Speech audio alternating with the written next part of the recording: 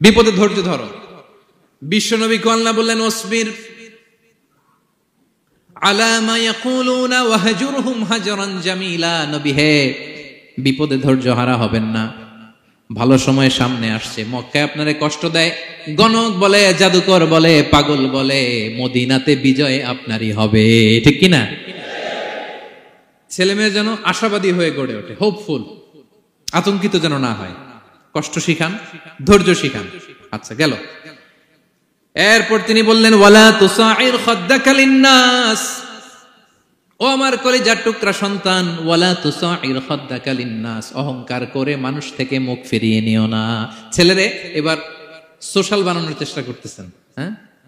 ওয়ালা তুসাইর খাদ্দাকা লিন্নাস, দেখেন একটার পর একটা। প্রথমে স্রষ্টারে চিনাইলেন, তাই না? এরপরে স্রষ্টার ক্ষমতা সম্পর্কে শিখাইলেন, এরপরে আধ্যাত্মিকতা শিখাইলেন, এরপরে ইবাদত কি সেটা জানালেন, এরপরে তিনি সোশ্যাল এঙ্গেজমেন্ট কিভাবে করবেন, সোশ্যাল রিফর্ম কিভাবে করবেন শিখালেন। এবার মানুষের সাথে কিভাবে মিশতে হয় সেটা শিখাচ্ছেন।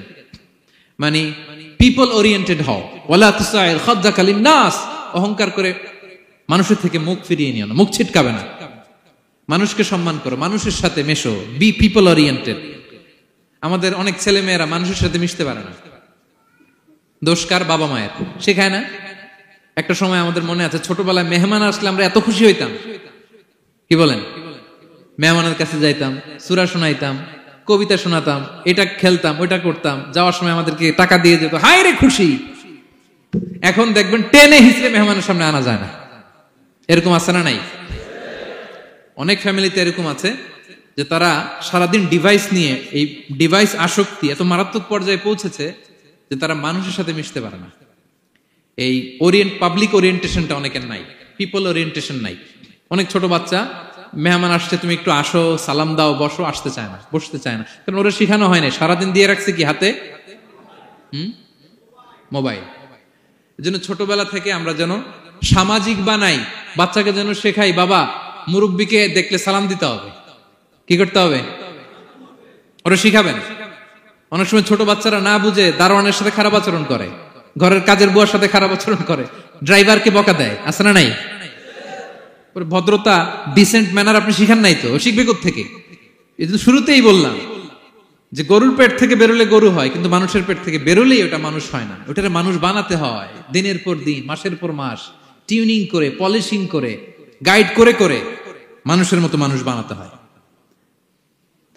তাহলে ছেলেনে বললেন ওয়ালা তুসাইর খাদ্দাকা লিন্নাস, তোমার চেহারাকে মানুষ থেকে ফিরিয়ে নিও না, গণমুখী হও, মানুষের সাথে মেশো। ছেলে মেয়েদেরকে এটা বলবেন। শহরে থাকলে মাঝে মাঝে গ্রামে নিয়ে যাবেন, কাদার মধ্যে ছেড়ে দিবেন, হাট বেটা, হ্যাঁ, কাদায় ছেড়ে দিবেন, পুকুরে ছেড়ে দিবেন, দৌড়াদৌড়ি করতে করতে তারপরে তারা শিখবে, দেখবে। মাছ, জ্যান্ত মাছ দেখে নাই আমাদের অনেক ছেলে মেয়েরা, আছে না নাই? ওরা ভাবে মাছ বোধহয় ওই ইয়ের মধ্যেই পাওয়া যায়, শপিং মলেই পাওয়া যায়, ফ্রিজের মধ্যে থাকে, এরপরে এটা খাইতে হয়। জ্যান্ত মাছ দেখলে দেখবেন ভয় পেয়ে গেছে, কারণ শেকড়ের সাথে এদের কোনো সম্পর্ক নাই। এরা যেন গণমুখী হয়, শেকড়ের সাথে যেন এদের সম্পর্ক থাকে। হ্যাঁ, এটাই দেখেন, এই উপদেশটা কয় হাজার বছর আগের।